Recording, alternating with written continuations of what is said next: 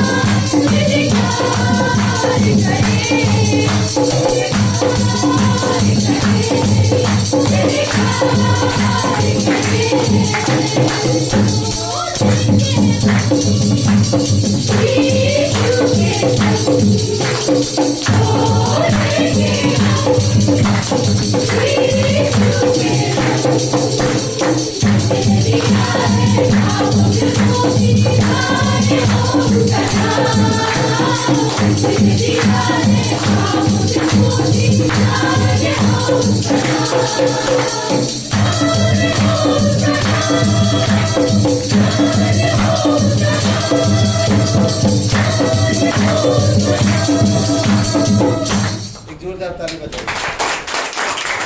पवित्र परमेश्वर पिता, हम धन्यवाद देते हैं। धन्य है तेरा नाम, क्योंकि तू हर एक गुनहगारों से प्रेम किया और हर एक बुरे लोगों से तूने अपना प्राण दिया, हर एक पापियों के लिए। धन्यवाद देते उस क्रूस के लिए। प्रभु, तेरे नाम से हर एक घुटना टिकता है, तेरे नाम से रोगी को चंगाई मिलती है, तेरे नाम से पापों की क्षमा मिलती है। प्रभु यीशु, हम धन्यवाद देते हैं, तेरी पवित्र लहू के लिए धन्यवाद देते हैं।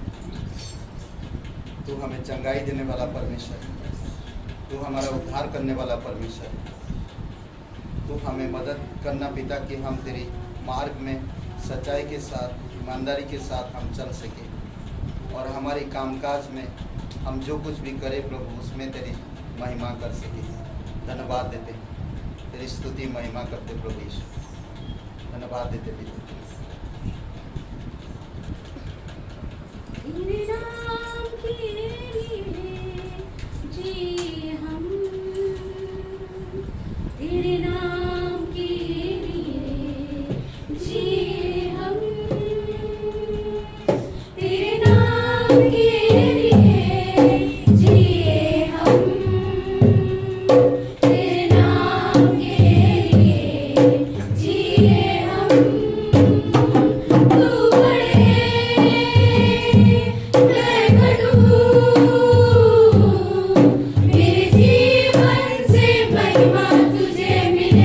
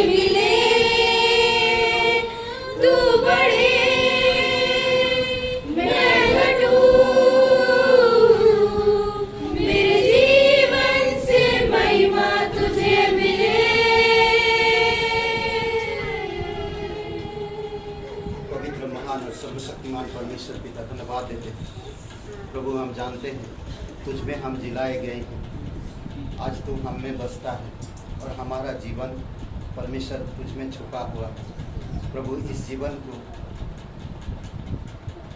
हमारी जो जीवन है पिता, उस जीवन को हम घटते रहे और तू बढ़ता रहे हमारे साथ। धन्यवाद देते प्रभु यीशु। प्रत्येक हृदय आत्मा को अभिषेक करो पिता, तेरी वचनों से, पवित्र आत्मा से, तेरी ताकत से हमारे दिलों, मन में और हमारे जीवन से बातें करना पिता। हम सीखना चाहते हैं, हम बढ़ना चाहते हैं प्रभु। हम वैसे के वैसे नहीं रहना चाहते। आप हमें अगुवाई करो, आपकी इच्छा को उत्पन्न करो। हमें इच्छुक है पिता बढ़ने की, पर हम कई बार बढ़ नहीं पाते। कई बार हम झगड़े रहते, कांटों के बीच में पड़े रहते हैं। प्रभु आपकी अनुग्रह की ज़रूरत है, आपकी मदद की हमें ज़रूरत है। आप हमें खींच ले पिता। हम आपके करीब रहना चाहते हैं, हम समझना चाहते हैं आपके मार्ग को, आपके जीवन को, आपके राज्य को। धन्यवाद देते प्रभु यीशु। अभिषेक करो प्रत्येक हृदय आत्मा, बातें करो पिता हमारे दिल से। धन्यवाद देते यीशु मसीह के नाम से मांगते कलीसिया में स्वागत है आपका। और इस सप्ताह की सूचनाएं आप लोगों को, कल जो क्लास है 1 घंटे का क्लास होगा, ठीक है। और उसके बाद फिर हम प्रमिला जी के घर में मिलेंगे, ठीक है। और 8 बजे, आज 8:30 बजे आ जाइए जल्दी थोड़ा, ठीक है। और दिशा के लिए प्रार्थना करिए, ठीक है। और हम लोग कल गेट टुगेदर होएगा, अच्छा समय होगा। और 15 तारीख को आउटरीच है और पर्चा हम लोग छपवा रहे गुड फ्राइडे का, ठीक है। 7,500 रुपया खर्चा है उसका, तो कहाँ से आएगा मुझे नहीं मालूम, बट हम छपवा रहे, नहीं मालूम किधर से आएगा। बट मैं प्रे किया गुड फ्राइडे का पर्चा चाहिए। कैसे आएगा, कहाँ से आएगा मुझे नहीं मालूम, बट परमेश्वर करेगा, ठीक है। और बांटेंगे हम लोग 10,000 लोगों को, कम से कम 5,000 लोगों को तो पहुँचाएंगे सुसमाचार इस गुड फ्राइडे में ना। और पॉटलक है रविवार को 17 तारीख को। जो कुछ बनाना है लक्ष्मी जी को दे दीजिएगा नाम, और ठीक है। बाकी केक ऑप्शन होगा, और जो केक ऑप्शन का जो भी पैसा आएगा वो हम लोग प्रोजेक्टर के लिए लगाएंगे, ठीक है। बस इतना ही था सूचनाएं। आइए भेंट के लिए प्रार्थना करते हैं। पवित्र महान और सर्वशक्तिमान परमेश्वर पिता, हम धन्यवाद देते प्रभु। तू प्रोवाइड करने वाला परमेश्वर, तू अगुवाई करने वाला परमेश्वर, तू हमारा रक्षक है, तू हमारा सलाहकार। हम तुझ पर भरोसा करते हैं। छोटी से छोटी चीज़ें प्रभु हम जानते हैं। कई बार ट्रेन की टिकट के लिए भी हमें प्रार्थना करना पड़ता है, कई बार टमाटर खरीदने के लिए भी हमें प्रार्थना करना पड़ता है। हम तुझ पर भरोसा करते हैं, इसलिए प्रभु हम किसी और पर डिपेंड नहीं, बल्कि तुझ पर डिपेंड। इसलिए प्रभु तेरी महिमा करते, धन्यवाद देते। सच्चा और जीवित परमेश्वर, राजाओं का राजा तो प्रभु का प्रभु, सर्वशक्तिमान परमेश्वर, यीशु मसीह के नाम से मांगते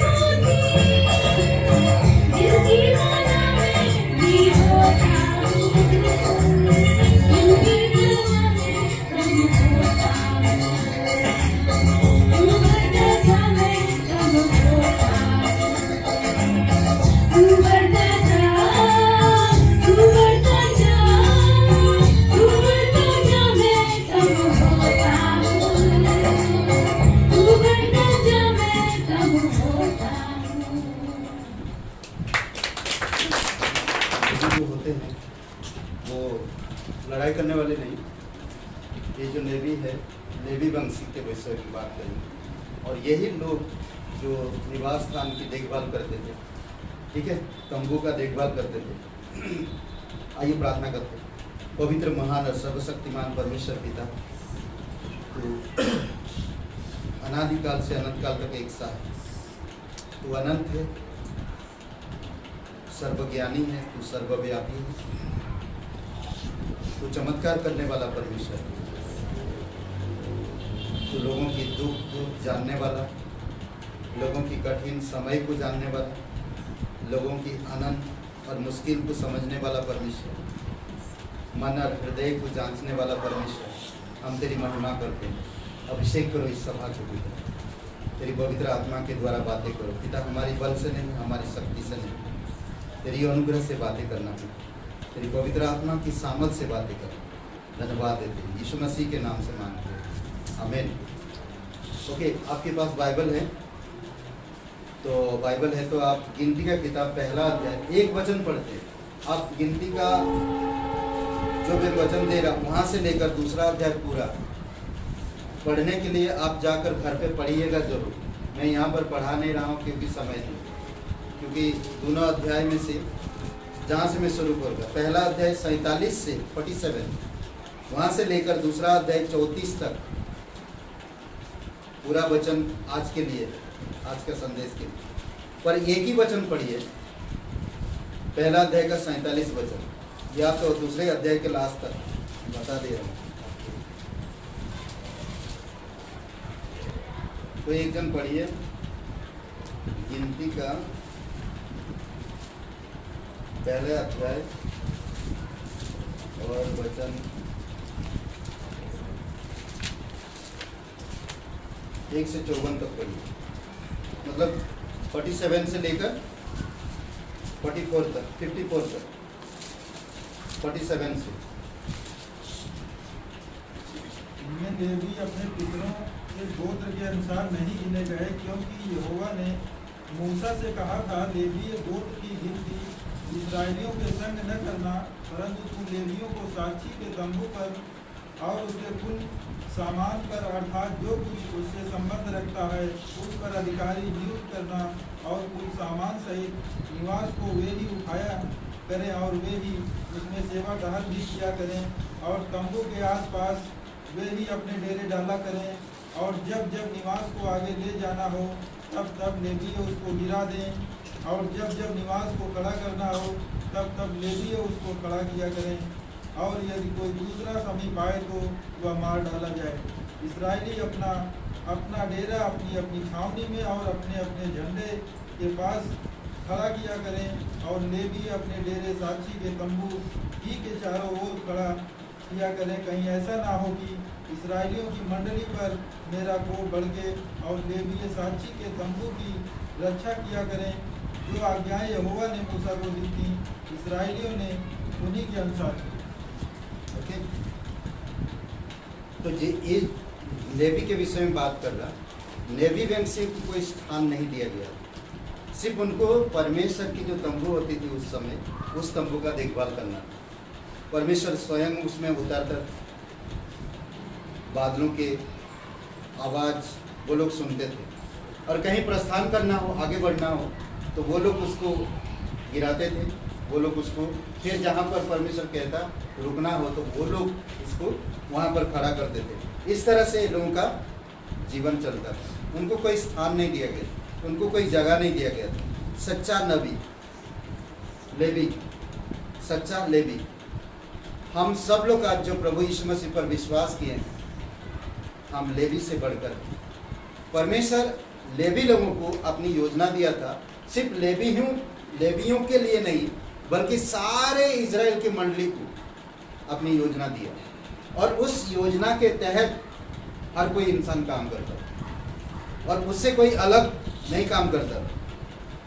तो इसीलिए लेवी का अर्थ क्या है? जुड़ा हुआ। लेवी का अर्थ है जुड़ा हुआ, समझ रहे, या संयुक्त। क्या बोलते हैं कि एकता के साथ सब लोग एकजुट, समझ रहे हैं, जुड़ा हुआ। पापी होने के कारण केवल प्रायश्चित के ढाकने के द्वार को छोड़कर, ठीक है,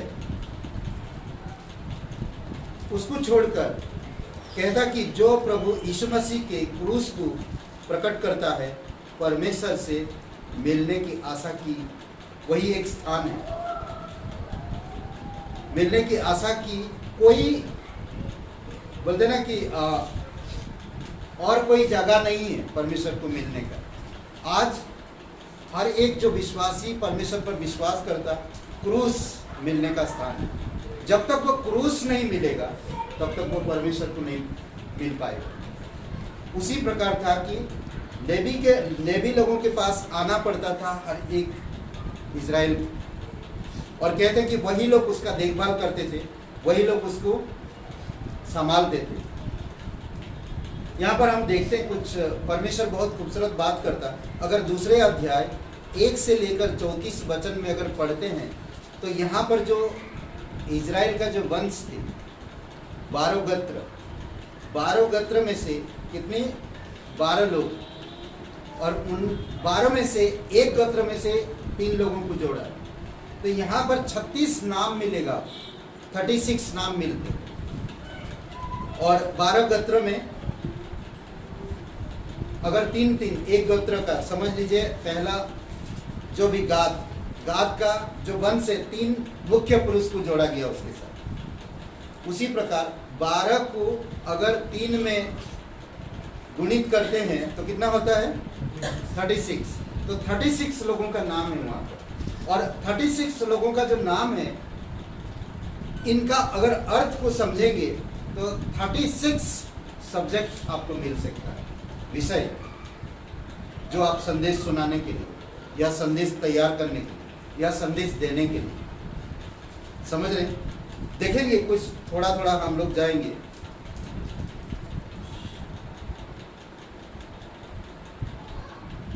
जब मैं सीखता था तो मुझे ऐसा लगता था कि परमेश्वर तू कहाँ है, मुझसे बातें क्यों नहीं करता, किस तरह से बातें करता लोगों से, मुझे नहीं मालूम था कि बाइबल के द्वारा लोगों के द्वारा परमेश्वर बातें करता, लेवियों के द्वारा, और कोई आ नहीं सकता, लेवियों का काम और कोई नहीं कर सकता। पर आज हम अनुग्रह में हैं, आज हम व्यवस्था में नहीं है, आज हम निवास स्थान कहाँ है, कलीसिया में यीशु मसीह मौजूद रहते। कलीसिया जीवन है, कलीसिया का मतलब जीवन है, जोई जिसको बोलते हैं हम, समझ रहे।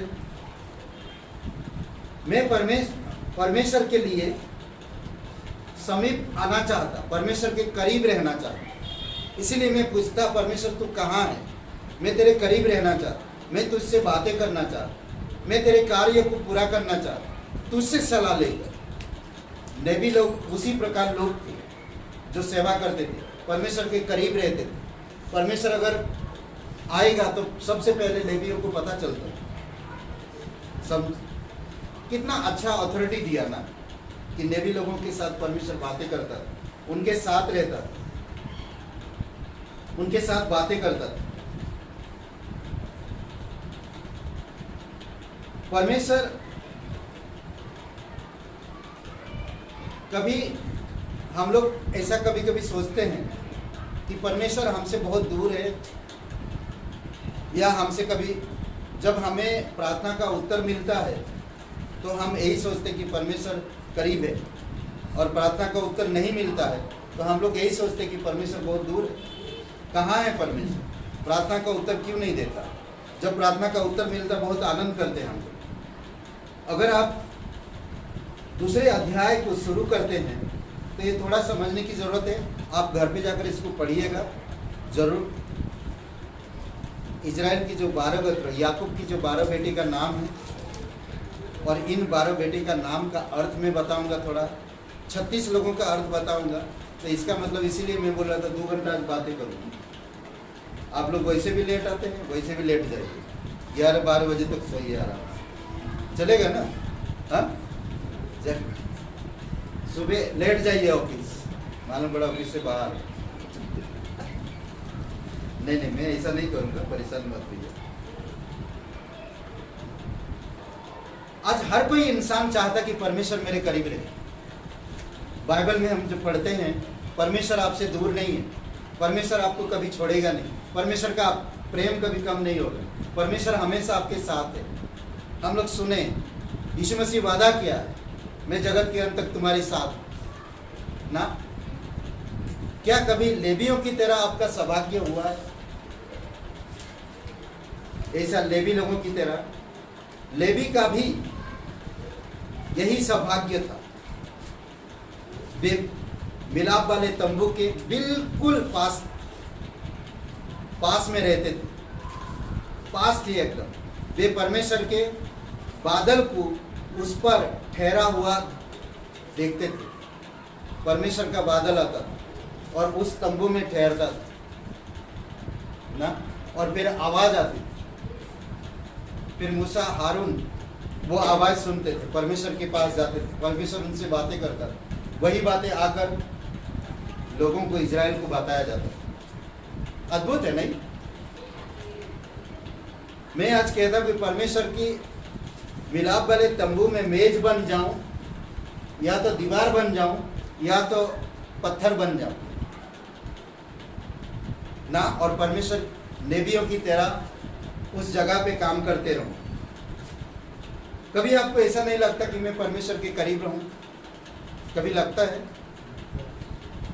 परमेश्वर के साथ चलूं, परमेश्वर मुझसे बातें करे और परमेश्वर की इच्छा अनुसार मैं काम करूं? परमेश्वर उनके बीच में था और लोग उसकी आवाज सुनते थे, उनके बीच में था। क्रूस आज देख रहे हैं,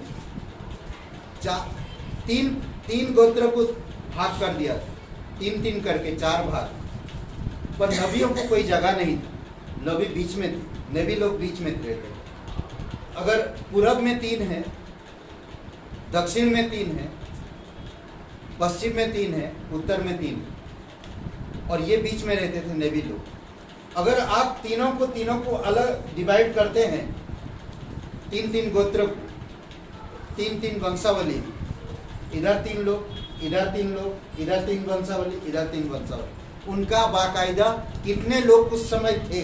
मूसा की तंबू के समय मूसा जब लेकर जा रहा, करीबन 6 लाख उसमें दिया गया। ये 3 गोत्र में कितने लोग, कितने लाख थे, कितने लाख, कितनी हजार? अगर आप देखेंगे वचन, मैं बताता हूँ, एक वचन पढ़िए आप, ठीक है? दूसरा अध्याय 9 वचन पढ़िए। इस रीत से यहूदा की छावनी में जितने अपने अपने दलों के अनुसार गिने गए, वे सब मिलकर 1,86,400 हैं। पहले ये ही पूछ लिया करें। एक पूरब के तरफ रहते थे ऊपर, फिर नेभी रहते थे, दक्षिण के तरफ रहते थे। इसी प्रकार से काउंटिंग करके वो लोग रहते थे, रहा करते थे 3 गोत्र में, लेवी की गोत्र, फिर दक्षिण में, उत्तर में, पश्चिम में, अलग अलग। तो उनको जब देखा जाता था, ऊपर से जब देखते थे, अभी देखिए 1,80,000 बोले ना, 1 लाख कितना, 86,000। ये लोग लाइन में, पूरब में लाइन में, पहले 3 गोत्र होंगे में, फिर उनकी वंशावली लाइन में रहते थे, ठीक है, लाइन बना के एकदम। जब ऊपर से आप देखते थे, उसी प्रकार पश्चिम, उत्तर, दक्षिण में उसी प्रकार से रहते थे। जब आप ऊपर से देखते थे, जब परमेश्वर देखता था, वो क्रूस को देखता था, क्रूस दिखाई देता था, और परमेश्वर के निवास स्थान बीच में, और परमेश्वर की बादल उतरता था, परमेश्वर की आवाज सबको सुनाई देता था। सब लोग देखते थे पर कोई आ नहीं सकते थे। सिर्फ लेवी लोग है जो उस तंबू में रहते थे, वही देखभाल करते थे, और कोई नहीं आ सकता। आज परमेश्वर इतना मौका दिया कि हम लोग नेबियों से भी बढ़कर परमेश्वर के करीब रह सकते और परमेश्वर की सेवा कर सकते। हमारे लिए एक बहुत बड़ी सौभाग्य है, बहुत बड़ी सौभाग्य। उस समय सब लोग नहीं जा सकते थे परमेश्वर के निवास स्थान में, मिलाप वाले तंबू के पास नहीं जा सकते थे, पर आज आप इब्रानी का 4:15-16 में आप बेधड़क दया के सिंहासन के पास जा सकते, समझ रहे, बिना संकोच किए। तो ये 12 लोग थे जो मैं बताना चाहता हूं।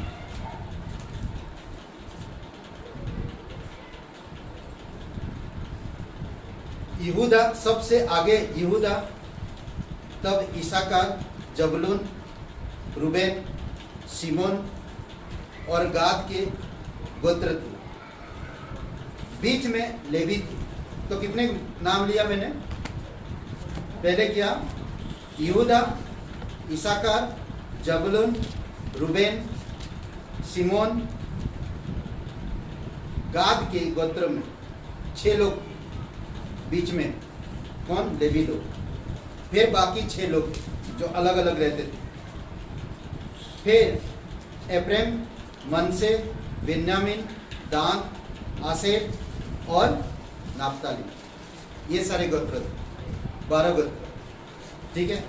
अब हम लोग देखते हैं जो ये व्यवस्था परमेश्वर के द्वारा नियुक्त की गई थी और किसी प्रकार का परिवर्तन में इनमें नहीं कर सकते थे। जैसा परमेश्वर ने उनको रखा है उसी प्रकार से वो लोग रहना था। जिस प्रकार परमेश्वर योजना बना के दिया है उसी योजना पर ही उनको चलना है। तंबू को कोई नहीं हाथ लगा सकता था।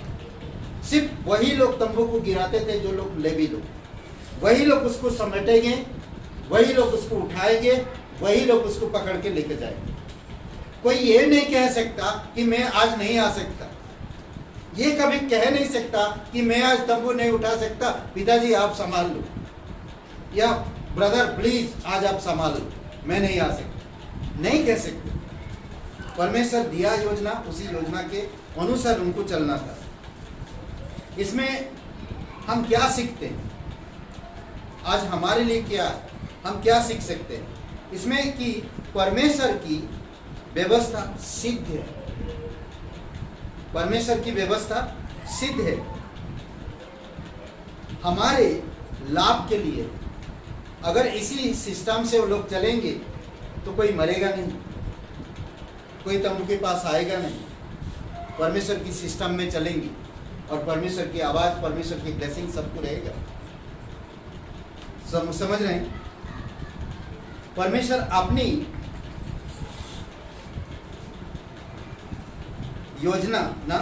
योजनाओं के द्वारा कार्य करता था। हर एक कार्य अपनी योजना के द्वारा करता था और इस योजना को कोई बदल नहीं सकता। नहीं मैं वो गोत्र को नहीं, मैं गाद की गोत्र में जाके रहूंगा, नहीं। जो परमेश्वर बांट दिया उसी तरह से करना था। कई बार पवित्र आत्मा भी हमें वरदान देता और पवित्र आत्मा सेलेक्ट करता।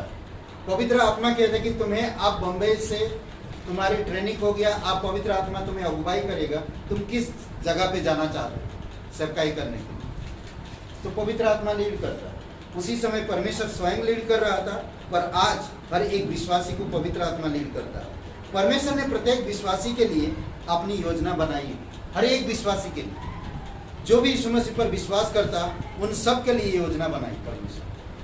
किसी के लिए ऐसा नहीं है जो नहीं बनाया, हर किसी के लिए। चाहे वो आज परमेश्वर में परिपक्व ना हो तब भी योजना परमेश्वर बना के रखता है। अगर परिपक्व है तब भी परमेश्वर योजना बना के रखता है। आज ही विश्वास किया तब भी परमेश्वर उसके लिए भी योजना बनाए। संसार की दृष्टि में हो सकता हम सभी लोग मूर्ख हैं, पर परमेश्वर की दृष्टि में हम सब मूल्यवान हैं। और परमेश्वर की योजना में आप मूल्यवान नहीं? कितना अच्छा है। सबसे पहली बात हम देखेंगे, कई बार हम इन सब चीजों को नहीं समझ पाते। जहां जहां जाता था या जहां जहां जा रहे थे, तंबू साथ में जाता था। आज कहता परमेश्वर, यहां पर तुम्हें 10 दिन रहना है। 10 दिन के लिए पूरा आप भी टेंट लगाओ, 10 दिन के लिए तैयारी करो। 10 दिन जो भी परमेश्वर कहता वो करो। 10 दिन के बाद परमेश्वर प्रस्थान करेगा वापस। इसी तरह से काम चलता है। आज हम लोग नहीं समझ पाते। सोचिए कि निवास स्थान में परमेश्वर की नेबियों की सेवा, उसके बारे में थोड़ी समय के लिए सोचें। नेबी लोगों के बारे में क्यों हम बहुमूल्य हैं। मैं एक झाड़ू देने वाले हो सकता हूँ, झाड़ू देने वाला हो सकता है, झाड़ू मार रहा हूँ कलीसिया में। पत्थर तोड़ने वाला हो सकता हूँ, या मैं संसार में मेरा जॉब है इसी प्रकार से पत्थर तोड़ने वाला हो सकता हूँ, नाला सब साफ कर रहा हूँ हो सकता हूँ, बट मैं यीशु मसीह पर विश्वास किया तो परमेश्वर की नजर, लोगों की नजर में हो सकता मैं मूर्ख हूँ, नाला साफ करता, झाड़ू मारता, पत्थर तोड़ता ना, हो सकता है हम इस प्रकार की काम कर रहे हैं। हमारी आय ऊंचाई नहीं है, हमारी डाउन है। संसार में हमें नीचा दिखाते हैं चारों तरफ से, पर परमेश्वर कहता तुम मेरे मूल्यवान, मेरे लिए। कितना खुशी की बात। परमेश्वर से सिर्फ विश्वास किया मैंने और परमेश्वर ने मुझे समझा मूल्यवान।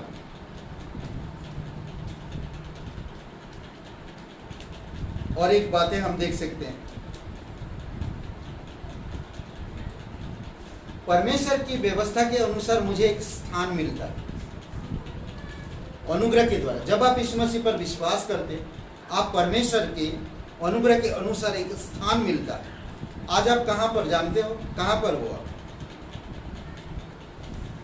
अगर आप एक विश्वासी हो, आप कहां पर हो? आपका स्थान कहां है जानते हैं? कहां पर है स्थान? हाँ? कहां स्थान है? नींद आ रहा? अभी नींद भगत है। कहां स्थान है आप लोग? एक विश्वासी का स्थान कहां है? इफिसियों का 2:6। हमेशा भूलिए मत, आपका स्थान यीशु के साथ है स्वर्ग में। समझ रहे हैं? आपका स्थान स्वर्ग में है, आप यीशु के साथ बैठे हो, भूलिएगा नहीं। तो मैं, ये सौभाग्य है मेरा, मैं यीशु के साथ बैठा हूं। कई बार मैं नहीं समझ पा रहा हूं क्योंकि मैं संसार की चिंता, धन की धोखा, लोगों पर भरोसा करता, लोगों से मांगता फिरता, इसी कारण से मैं वो स्थान समझ नहीं पा रहा हूं। समझ रहे? इसीलिए बहुत जरूरी है कि मेरा स्थान को मुझे समझना। नेबी लोगों को मालूम था कि हमें क्या करना, इजराइल के सारे गोत्रों को मालूम था हमें क्या करना। उनके लिए परमेश्वर की योजना थी। मेरी सेवकाई मैं नहीं निर्धारित कर सकता, परमेश्वर निर्धारित कर। अगर मैं एक विश्वासी हूं, मैं सेवकाई करना चाहता हूं, मैं जॉब करता हूं, मैं और कुछ करता हूं, तो मैं नहीं, परमेश्वर निर्धारित करने देना चाहिए। अगर मैं खुद निर्धारित करता हूं तो मैं परमेश्वर की इच्छा अनुसार या उसकी योजना के अनुसार काम नहीं करता। समझ रहे हैं?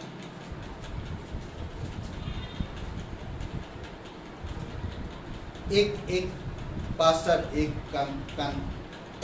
पास्टर मतलब नया पास्टर है और उन्होंने इंजीनियरिंग पढ़ाई, और वो आप एक सभा में अटेंड किए और उनको बुलाया गया था कनाडा बाहर गांव, ठीक है। वहाँ पर जब बनाया था, बोलते कि वो बैठा था और वो स्टेज में मतलब बोलने के लिए वो डरता, हंकलाता था, ठीक से बोल नहीं पाता। पर 5 साल का इंजीनियरिंग उसको अभ्यास है, अनुभव है, पर जब स्टेज में आता था वो बोल नहीं पाता। तो उसको एक जन आकर बोला कि तुम इंडिया में क्यों नहीं सेवकाई करते हो, यहाँ क्यों? तो वो बात उसको चुभा। कई बार लोग पढ़ लिख कर बाहर पैसा कमाने के लिए जाते, उसका भी सोच वैसा था, परंतु 20 साल तक उसके अंदर वो बात रहा। और फिर एक दिन परमेश्वर ने उसको वो समझाया, वो बात को दिखाया कि मैं मेरे निर्णय में मैं चल रहा था, मैं परमेश्वर के निर्णय में नहीं चल रहा। मेरी इच्छा से मैं चल रहा था, परमेश्वर की इच्छा से नहीं। जिस दिन मैं परमेश्वर को सौंप दिया मेरी इच्छा, उस दिन से मैं बोलना जान गया, सुसमाचार कैसे प्रचार करना। कैसे यहाँ पर खड़ा होकर बातें कर, मैं समझ गया। क्योंकि मैं नहीं बोल रहा, वो पवित्र आत्मा बातें कर रही है। कई बार होता, भले हमको इंजीनियरिंग अनुभव है, भले हमको बाहर दुनिया में बातें करने का तजुर्बा है, बट जब मैं यहाँ पर आता हूँ तो मैं नहीं, परमेश्वर खड़ा हो। यहाँ से हम नहीं कर सकते। ओके, सबसे पहली बात, कुछ बातें मैं ये देना चाहता, जो 12 गोत्र के लिए स्वर्गीय व्यवस्था देते हैं ना, इस प्रकार से 12 की संख्या बाइबल के अनुसार नींव होता है। 12 की संख्या नींव होता है, नींव को दर्शाता है। जैसे कि 7 की संख्या सिद्धता को या पूर्णता को दर्शाता है, और 8 की संख्या नया जन्म या चुनाव को दर्शाता है। समझ रहे? उसी प्रकार से 12 गोत्र नींव है। और अगर आप नींव ऑलरेडी बना चुके हो तो बहुत अच्छा है। आज हमारे पास सिर्फ एक ही नींव है, और वो है यीशु मसीह। और हम उस नींव पर हमारी मकान बनाना चाहिए। समझ रहे? उसी नींव पर। कभी कभी मकान बनता क्यों नहीं? हम लोग के से कुछ हो नहीं पाता। पत्थर हो या टाइल्स हो या ईंट हो, कोई भी हो, अगर फर्श बनाना हो तो टाइल्स को सही से बैठाने के लिए कभी कभी काटना पड़ता है। ईंट को सही तरह से क्रम से रखने के लिए, दीवार को बनाने के लिए ईंट को कभी कभी तोड़ना पड़ता है। पत्थर को तराशा जाता है ताकि सही दीवार या सही जगह पर बैठा जा सके। क्या हमने कभी ऐसा करने दिया परमेश्वर? क्या मुझे कभी काटा है कोई? परमेश्वर कभी कभी काटता है, काटना चाहता। परमेश्वर कभी कभी हमें छेनी हथौड़ी लेकर क्या बोलते, तरसते ना चाहता, पर हम लोग कभी कभी नहीं वो चीज करने देते। परमेश्वर सही तरह से उस नींव में ईंट, पत्थर को या बाकी और भी चीजों को बैठाना चाहते, और उसके लिए हम तैयार होना चाहिए। कई बार हम लोग तैयार नहीं होते। 36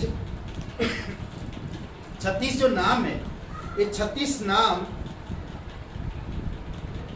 एक अद्भुत है। इसमें कहता है कि दूसरे अध्याय में 36 नाम मिलेंगे आप, और 3 भाग है। 3 भाग,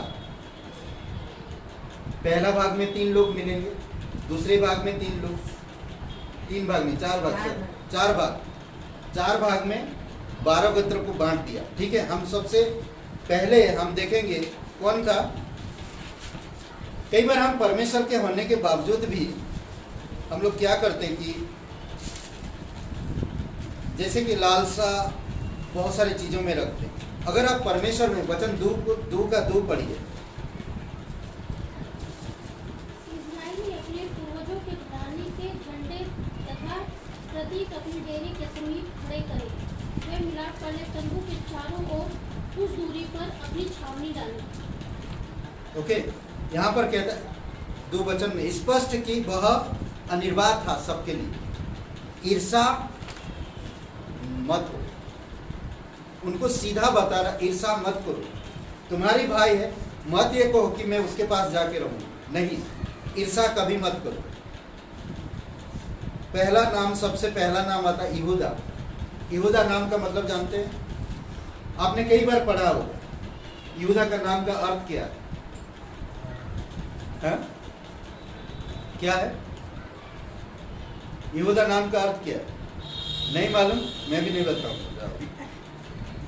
क्या नाम है यहूदा का? नाम का मतलब याकूब का 12 गोत्र, सबसे पहले आता यहूदा। इस नाम का अर्थ क्या है? पहले कभी बताए? सुने तो जरूर बताया था मैं जरूर। बताया जरूर, आप नहीं थे। स्तुति, समझ रहे हैं? यहूदा का पहला नाम आता है यहूदा, 3 वचन में। यहूदा का अर्थ होता है स्तुति। यदि आप सच्चे नबी होना चाहते हैं तो सर्वप्रथम आपको स्तुति करना सीखना पड़ेगा।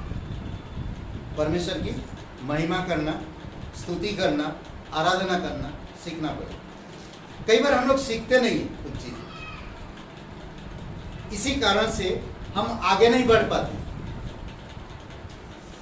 स्तुति करना हम सीखते नहीं, खुद के लिए, कलीसिया के लिए या दूसरों के लिए।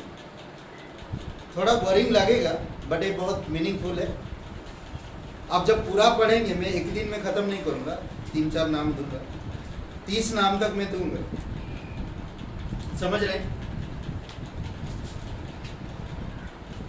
हम उच्च कटी उपदेश को सुनना चाहते हैं पर स्तुति करना नहीं चाहते। हम ऊंचा बनने के लिए तैयार होते हैं पर स्तुति करना नहीं जानते। शुरुआत आपको छोटी छोटी चीजों से। मैं जब पहले कलीसिया में आया हूं, मुझे सबसे पहले स्तुति आराधना में मुझे रोना आता था। मैं गानों को सुन के रो पड़ता था, और एक गाना में मैं इतना रोता था, जब भी वो गाना गाता रोता हूं। आज भी वो गाना मुझे इतना छूता था, वो मैं कभी भूलता नहीं वो गाना। 2-3 और वो मीनिंग है उस गाने में। समझ रहे हैं? उपदेश सुनने के लिए या सुनने के द्वारा या योग्य बाइबल सीखने के द्वारा या शिक्षकों के द्वारा हम बहुत कुछ दर्शन पा सकते हैं, दर्शन देख सकते हैं। बहुत कुछ हम लोग कोशिश करते, दर्शन में देखना चाहते हैं, भावुक हो जाते हैं तमाम चीजों में। सबसे पहला कदम है स्तुति आराधना। अगर मुझे स्तुति आराधना नहीं आ रहा तो मैं कितना भी बाइबल पढ़ मतलब नहीं। परमेश्वर के साथ आपका फेलोशिप होना जरूरी है, आपका दिल प्रसन्न होना जरूरी है। समझ रहे हैं? इसीलिए बहुत जरूरी है स्तुति करना।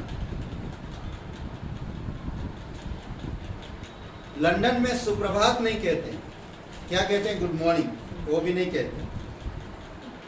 क्या कहते हैं वो लंदन में? मेरा दिन बहुत खराब। यही विश्वासी में भी है आज, मेरा दिन बड़ा खराब जा रहा है। विश्वासी है पर दिन खराब। पर जो सच्चा विश्वासी होता वो कभी नहीं कहेगा कि मेरा दिन खराब। वहां पर गुड मॉर्निंग के बदले क्या बोलते हैं? मेरा दिन बहुत खराब।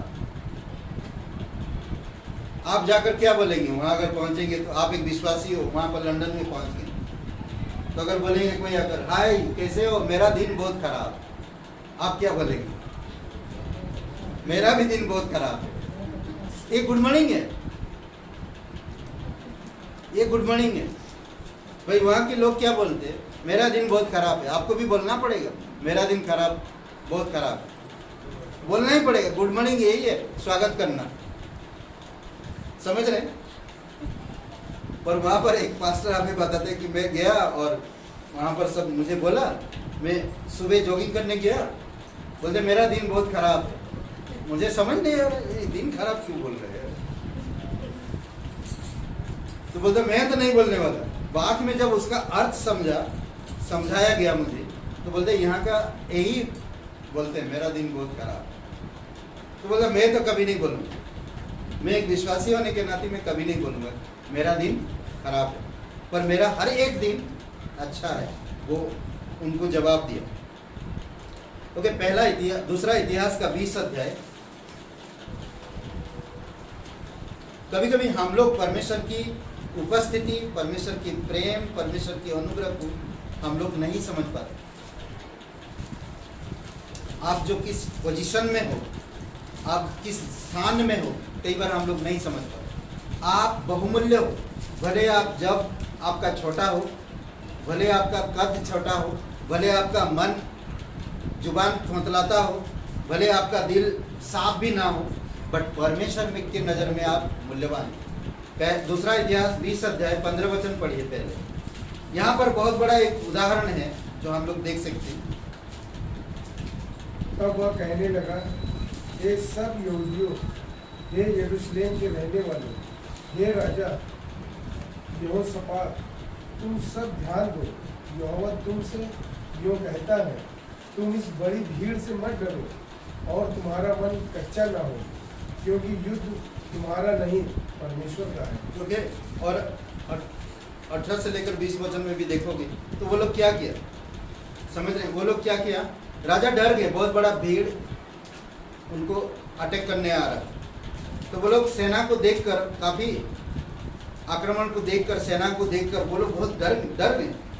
परंतु परमेश्वर की बात में वो लोग क्या किया, परमेश्वर ने उनसे कहा कि उसे डरने की कोई आवश्यकता नहीं है, तुम्हें बस सामने कोई जरूरत नहीं, परंतु परमेश्वर की स्तुति करने की जरूरत है। परमेश्वर की आराधना करो, परमेश्वर की स्तुति करो। यीशु, परमेश्वर ने कहा इतना बड़ा दीवार, इतना बड़ा शहर कैसे हम जीतेंगे। यीशु को परमेश्वर ने कहा तुम एक काम करो, हर दिन सुबह जाकर 7 चक्कर मारो और स्तुति करते रहो। 7 चक्कर लगाओ 7 दिन तक, और 7वां दिन आखिरी जो स्तुति का राउंड होगा उसके बाद ये दीवार गिर जाएगी, तब चला जाना। नहीं तो हम रस्सी फेंक कर दीवार चढ़ना, कितने लोग चढ़ पाएंगे? कमजोर वाले, क्या होएगा? तो जब आप स्तुति करते हो आपके बड़े से बड़े लड़ाई भी रुक जाते, समझ रहे हैं? इसीलिए स्तुति का दिल रखो, स्तुति का मन रखो, हमेशा स्तुति करते रहो। समझ रहे हैं? यहीं पर बंद कर दूं, अगले हफ्ता बात करते हैं। और एक नाम देता हूं, दूसरा नाम आता है, इसमें बहुत सारी चीजें बताना चाहता। कई बार हम लोग स्तुति नहीं करते ना, स्तुति या आराधना नहीं कर पाते क्योंकि हमारी स्वभाव में वैसा नहीं है, इसीलिए नहीं करते। हमारी स्वभाव बाकी चीजों में लगा रहता है। जैसे कि हमारा स्वभाव है, जब परमेश्वर हमारी प्रार्थना का, मैंने बताया था सर, हमारी प्रार्थना का उत्तर देता है तो बड़ा खुश होते हैं और स्तुति करने लगते हैं। जब प्रार्थना का उत्तर नहीं मिलता है तो परमेश्वर किधर है तुम, नहीं, ये हो जाता, करते हैं। ओके, दूसरा पॉइंट में चलते हैं हम। ये यहूदा के वंश में 3 लोग जो नाम ना आप देख सकते हैं, आई थिंक दूसरा वचन में, नाहोशोन। नाहोशोन का अर्थ है वाहक या उगम स्थान, उगम स्थान, वाहक। मिला ना, नाहस मिला, सॉरी, नाहोशोन, नाहोशोन, नहोशन, ठीक है। ये नाम का अर्थ क्या है? वाहक। क्या है? कौन सा वाहक? संदेश वाहक। समझ रहे हैं? यदि आप परमेश्वर की स्तुति करना सीख जाते हैं तो परमेश्वर का संदेश वाहक बन जाते। क्या बात? पहले आप स्तुति करना अगर सीख गए तो आप संदेश वाहक बन गए। क्या बात? नहीं, अगर स्तुति करना नहीं जानते संदेश वाहक नहीं बन सकते। समझ गए?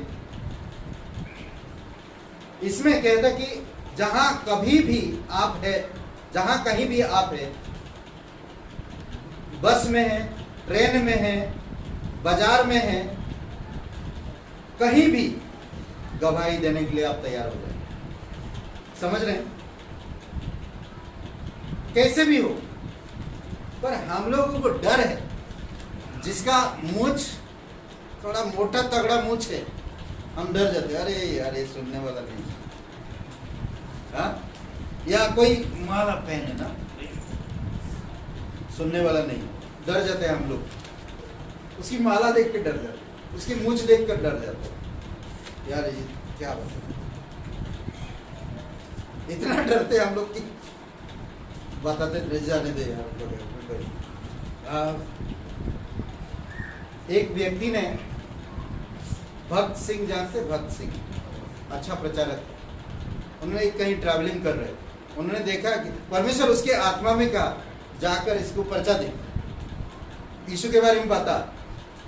तो मुझे वो बोलते हैं कि इसकी मुछी देखो भैया, मारेगा मुझे ऐसा लगता है। बोलते ये बाइबल के बारे में पढ़ेगा सुनेगा, मुझे नहीं लगता है। मैं चुप हो गया, अंदर से बोल रहा मैं गया नहीं, चुप हो गया, बैठा जा रहा। फिर दोबारा मुझे ऐसा लगा कि जाके उसको बता यीशु के बारे में। फिर जाके उसके बगल में बैठ के बोलते कैसे, ठीक है, अच्छा से बात किया। तो बोलते यीशु मसीह आपसे बहुत प्यार करता। हाँ और बताइए, और बताइए। वो बोला फिर तो उसने जब पर्चा दिया, क्या आप मुझे एक बात करते करते, ये पर्चा से काफ़ी नहीं है, मैं 2 साल से बाइबल ढूंढ रहा हूँ, क्या आपके पास उर्दू बाइबल है? मुझे उर्दू बाइबल चाहिए, मैं उर्दू भाषा में पढ़ना चाहता हूँ। तो उसने कहा कि मुझे एड्रेस दीजिए, मैं आपको उर्दू बाइबल पहुँचा दूँगा। एड्रेस लिया, दूसरा दिन उठकर वो व्यक्ति के घर गया और उर्दू बाइबल दिया, घंटों बैठा समझाया परमेश्वर के बारे में। कई बार हम खुद, हमारी स्वभाव है कि लोगों की चेहरा को देखकर लोगों की हाव भाव को पहचान लेते हैं और हम पवित्र आत्मा बंद कर देते, बंद रहो, आवाज नहीं ना, ये हमारी स्वभाव, हाव भाव को लोगों की देखकर हम लोग डर जाते हैं। सबसे पहले क्या चीज होना चाहिए? स्तुति करना होना चाहिए, फिर आप संदेशवाहक बन पाएंगे। तीसरी बात हम चलते हैं, तीसरी बात जो है अमीनादाब। अमीनादाब का अर्थ है मेरे लोग इच्छुक है, मेरे लोग इच्छुक है, इच्छुक होना, समझ रहे हैं? क्या वह आपने जो भी, क्या आपने जो भी चाहते हो आप देने के लिए इच्छुक हो? यदि वह आपका समय चाहता, क्या आप देना नहीं चाहिए? यदि आपको कलीसिया में कुछ कार्य सौंपना चाहता, तो क्या आपको देना नहीं चाहिए? किस तरह से आप इच्छुक परमेश्वर की सेवा करना? जब परमेश्वर आपसे इच्छुक समझ लिया, आपसे चाहते हो, देना चाहते, तो किस लिए? इसलिए हम उसकी स्तुति करना नहीं जानते। कई बार होता है हम इच्छुक है और दे नहीं रहे, समझ रहे? समय नहीं दे पा रहे, मेरे पास टाइम नहीं है।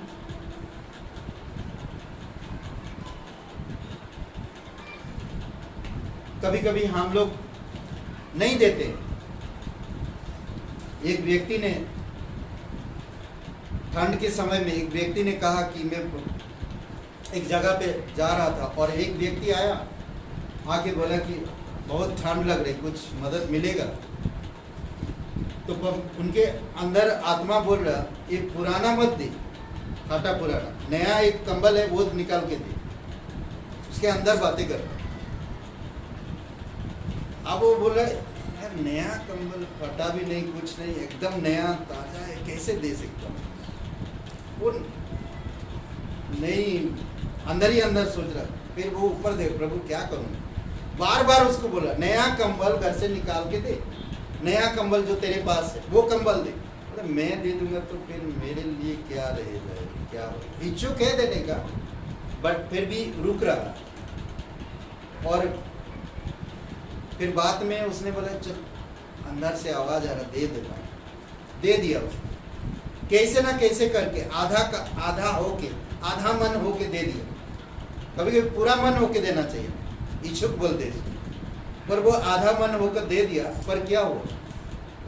जब वो घर पहुंचा, घर में उसको एक पैकेट मिला,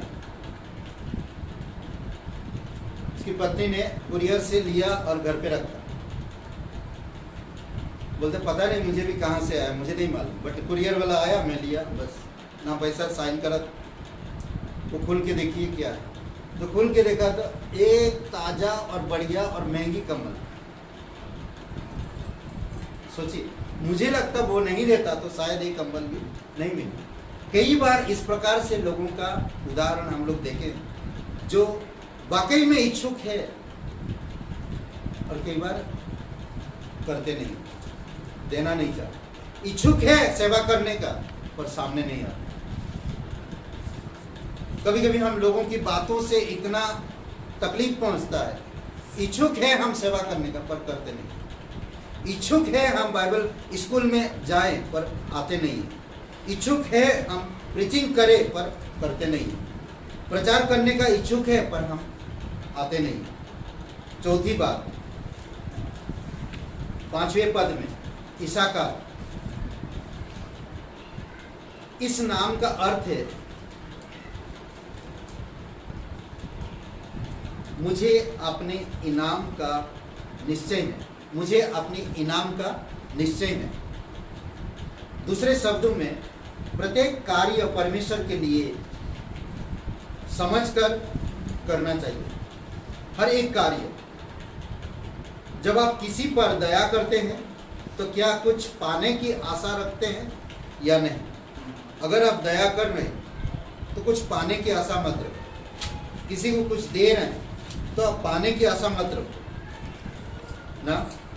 जब आप चंदा देते हैं तो क्या आप उस समय अधिक देते हैं जबकि आपका नाम ऊपर लिखा जाए, छापा जाए? ऐसा मत सोचना। कभी भी अगर कुछ देते हैं तो चलो इस बार ज़्यादा देते हैं पास्टर जी, हमारी नाम ऊपर रखो। नहीं, इस प्रकार की सोच मत रखो। समझ रहे? इस प्रकार की सोच में कुछ लाभ नहीं होगा। इसाकार का अर्थ है ऐसा नहीं है। इसाकार का अर्थ यह परमेश्वर को देना अर्थ है। मुझे अपने इनाम का निश्चय है। अपने इनाम के लिए मैं मनुष्य की ओर नहीं देख रहा हूं, मैं परमेश्वर की ओर देख रहा हूं। समझ रहे? इनाम फिर निश्चय है। 5 बार नतनेल, नतनेल का अर्थ है परमेश्वर देता है। आप पहले इसाकार आपको देना है, आप परमेश्वर देता है। इस नाम का अर्थ है परमेश्वर मनुष्य से अधिक दे सकता है। कई बार हम मनुष्य से अच्छा इच्छा रखते हैं। यूपी में हम देखें एक ना शादियों में, बर्थडे पार्टी में, लोग बर्थडे पार्टी इसलिए मनाते हैं क्योंकि गिफ्ट आता है। एक जगह पर हम देखा कि उन्होंने बर्थडे इसलिए मनाया क्योंकि वो 4-5 जगह पे बर्थडे अटेंड किया, गिफ्ट बांटे, गिफ्ट दिए सब। फिर उनका दिमाग में ये आया कि हमारा जब बच्चा होएगा तो हम लोग सबको बुलाएंगे ताकि सब गिफ्ट मिले। तो ये इंसान का स्वभाव, वो इंसान से पाना चाहते हैं। पर कुछ लोग ऐसे भी हैं, वो देते रहते हैं जो परमेश्वर से आशा रखते। इंसान से आशा रखना मूर्खता है। इंसान कभी भी आपकी भूख पूरा नहीं कर सकता, परंतु परमेश्वर आपकी भूख को पूरा कर सकता है। समझ रहे हैं? अक्सर पूछा जाता है आपको अपने कार्य के लिए क्या चाहिए? ना कभी कभी पूछते हैं ना लोग क्या चाहिए, उन्हें उत्तर देना कुछ भी नहीं, कुछ भी नहीं चाहिए। फिर भी बाद में वो बोलेंगे अरे बोलता तो अच्छा होता ना। वो मुंह से बोलते कुछ भी नहीं चाहिए, बाद में बोलेंगे आपको फिर अरे आया कुछ भी हाथ में नहीं लेकर आया, नेक्स्ट टाइम नहीं बुलाएंगे। ऐसा होता है बहुत बार। एनीवे, हम लोग ये 5 चीज़ें मैंने बताया और अगली बार हम कुछ और बातें करेंगे। ठीक है, यहीं पर हम लोग समाप्त करते हैं। हर एक चीज़ का सार आज ये कहना चाहता कि आप लेवी से भी बढ़कर है। लेवी परमेश्वर की देखभाल, परमेश्वर की निवास स्थान का, मिलाप वाले तंबू का देखभाल करते थे। आज आप परमेश्वर के अनुग्रह की देखभाल करो, परमेश्वर के करीब रहो, परमेश्वर की प्रेम में बने रहो, परमेश्वर की अनुग्रह लेते रहो और आप बढ़ते रहो। हमें आइए प्रार्थना करते हैं। दयालु और कृपालु परमेश्वर, हम धन्यवाद देते हैं। प्रत्येक भाई बहन को भलाई करो, तेरी दया और तेरी कृपा के अनुसार जीवित और पराक्रमी परमेश्वर, सारा आदर सारा महिमा हम तुझे देते। तू सच्चा परमेश्वर है। तूने कहा है, ना तो मैं कभी छोड़ूंगा ना तो कभी त्यागूंगा। जगत के अंत तक तू हमारे साथ, हर एक वादे के साथ, हर एक आज्ञा के साथ तू वादा किया, प्रतिज्ञा किया। प्रभु यीशु, जो तेरे तुझ में बने रहता है वो कभी निराश नहीं होगा। तू हमें स्तुति करना सिखा प्रभु। जब तक हम स्तुति नहीं कर सकते तब तक हम प्रचार नहीं कर सकते। हमें कई सारी चीज़ों का इच्छुक है पर हम समय नहीं दे पाते। हम देना चाहते पर हमारे अंदर पाने की इच्छा रहता है। प्रभु, हम कई बार हम पाना चाहते पर इंसानों से, आपसे नहीं। इस प्रकार की आदतों से हमें दूर करना कि हम तुझ पर भरोसा रख सकें, तेरे राज्य की और स्वर्गीय इच्छुक रह सके, तेरी सेवा की इच्छा रख सके। ये सारी चीज़ें प्रभु आप हमारे जीवन में काम करने में आपकी आत्मा के द्वारा अगुवाई करना। धन्यवाद देते, तू सच्चा और जीवित परमेश्वर। आज हम क्रूस पर हैं। जब हम क्रूस पर हैं, हम बीच में हैं। हम लेवी है पिता। हम ना साइड में है, ना लेफ्ट है, ना ऊपर है, ना नीचे, ना पूरब, ना पश्चिम, ना उत्तर, ना दक्षिण। हम क्रूस को देखते हैं। हम क्रूस को देखते हैं प्रभु, और क्रूस से हमें सब चीज़ें मिलता है। धन्यवाद देते, तेरी स्तुति महिमा करो। अभिषेक करो प्रत्येक भाई बहन, यीशु मसीह के नाम से मांगते हैं, आमीन। हमारे संग है याकूब का परमेश्वर, हमारा ऊंचा करे।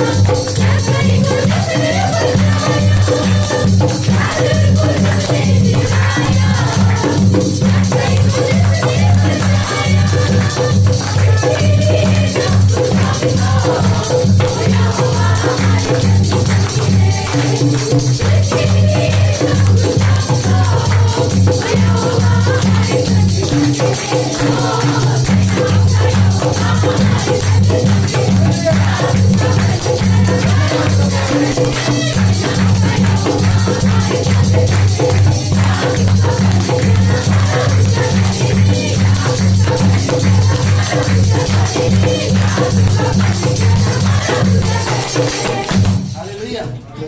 पिता परमेश्वर, प्रभु यीशु मसीह, हम धन्यवाद देते हैं। प्रत्येक भाई बहनों को अगुवाई करो पिता, स्तुति करना प्रभु, संदेश वाहक बनना, इच्छुक होना तेरे राज्य के लिए, तेरे पीछे चलने के लिए, तेरी सिद्धांतों को समझने के लिए। प्रभु धन्यवाद देते, तेरी स्तुति महिमा करो। और पिता हम प्रार्थना करते कि हम दूसरों को दे सके। पिता आप हमारी मदद करो, पाने की चाहत में नहीं, बल्कि प्रभु हम दे सके, माफ़ कर सके, छोड़ सके। और हम जानते हैं कि तू हमें जो देता है इंसान वो दे नहीं सकता। प्रभु हम तेरी स्तुति महिमा करते, धन्यवाद देते। प्रत्येक भाई बहनों को सुरक्षित रखो, तेरी दया और तेरी कृपा में अगुवाई करो पिता। सुरक्षित रखो, शरीर को भला चंगा रखो। सुबह जी के लिए प्रार्थना करते हैं, संपूर्ण रूप से हील करो। दिशा के लिए प्रार्थना करते पिता, धन्यवाद देते। उमेश जी के लिए प्रार्थना करते प्रभु, आप उनको चंगाई देना प्रभु यीशु, संपूर्ण रूप से। बिजनौर में जो भाई उमेश, धन्यवाद देते प्रभु यीशु। और पिता हम उत्तम जी के लिए प्रार्थना करते हैं, तेरी दया और कृपा रहे, आप छुओ और चंगाई दो पिता, धन्यवाद देते। तू सच्चा और जीवित परमेश्वर, प्रत्येक भाई बहन तेरी दया और कृपा में अगुवाई करो। सभी लोगों को, बच्चे बड़े सभी लोगों को सुरक्षित रखो पिता। इस मौसम में खेलते कूदते इधर उधर से प्रभु, ठंडा पानी पीने से उनको तबीयत खराब ना हो पिता। बच्चे बड़े सभी लोगों को तेरी कृपा दृष्टि रहे और तेरी अनुग्रह में बनाए रहे, धन्यवाद देते। यीशु मसीह के नाम से मांगते, आमीन।